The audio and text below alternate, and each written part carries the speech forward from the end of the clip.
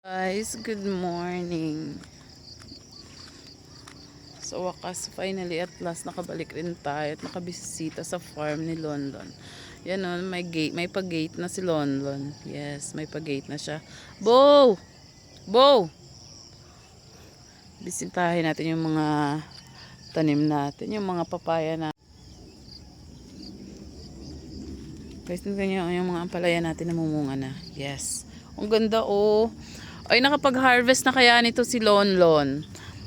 Harvest na siya ng 3 ganito. Ngayon, iha-harvest ko to. Ang ganda. Ang lulusog nila. Nakakita na ba kayo ng ng dwarf na okra? Ito yung mga okra na tinanim ng ni Max at ni Boogie. Nakita ko sa inyo kung paano ano yung itsura ng mga dwarf na okra. Yes, ganito lang ho yung kaiksi yung mga okra, pero tingnan nyo naman, namumunga na. Yes. Eto oh. Look at this. Tingnan nyo. Wait. Paano bang dangkal? Oh. Mga 1.5 dangkal lang yan, B. Pero tingnan nyo naman yung okra namin. Namumunga na. 1.5 dangkal lang yan. Ganyan sila kaliliit oh, pero namumunga ng mga yan. Ano to? Dwarf? Hindi po dwarf yung mga yan. Normal na okra yung mga yan. Pero hindi na sila lumaki dahil sa lupa. Steady kasi yung lupa.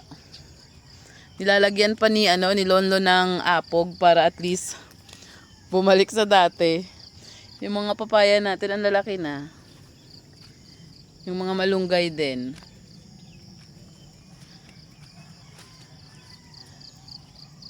Ang ganda ng ang palaya.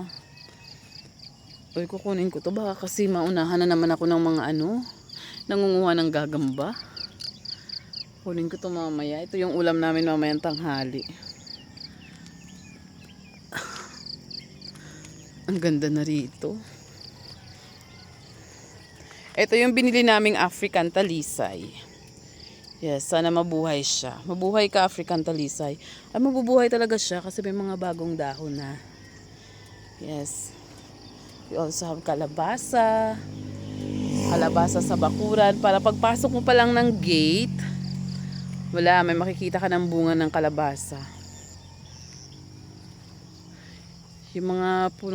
Nabuhay rin yung mangga. Yes. Yung mga manggang to, hindi lang ako nakapag-video. Binili namin to sa sa La Granja, sa La Carlota.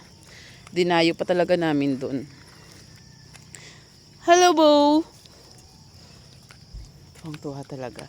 May mga naiwan pang dapat itanim si Lonlon. Ba't ang dami pang tatanim? Ano yan? Mangga. Mangga from...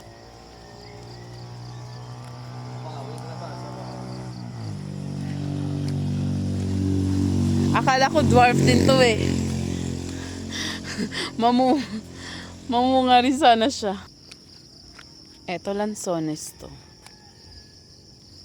Mga bayabas. Yes, may mga puti-puti dyan sa sa puno kasi apog yan.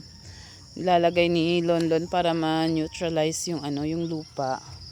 Kasi nga masyadong acidic yung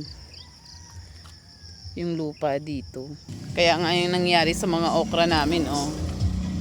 Namumunga na sila. Lahat yan, namumulaklak. Punong-puno ng bulaklak. So, mga ganyan lang sila kataas. Mamumunga mga yan. Di ba ang saya? Amazing. Mangunguha ka ng ng bunga ng okra na ganyan kataas.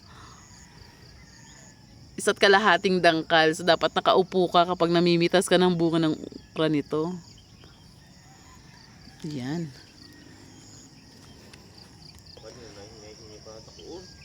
Eto nakatayo na yung 2 halige para to sa extension ng ng papag at balko ni Lonlon. Tapos yes, ang daming papaya. Ano ba itong variety ng papaya ni Lonlon? Ito mga mangga to. From La Carlota. Grafted lahat yan. Oh, ito rin yung kalamansi, oh. Yan. Ay, bakit may uod? Ay, may uod. Yan. Mga isa't kalahating dangkal din yan, pero namumunga na.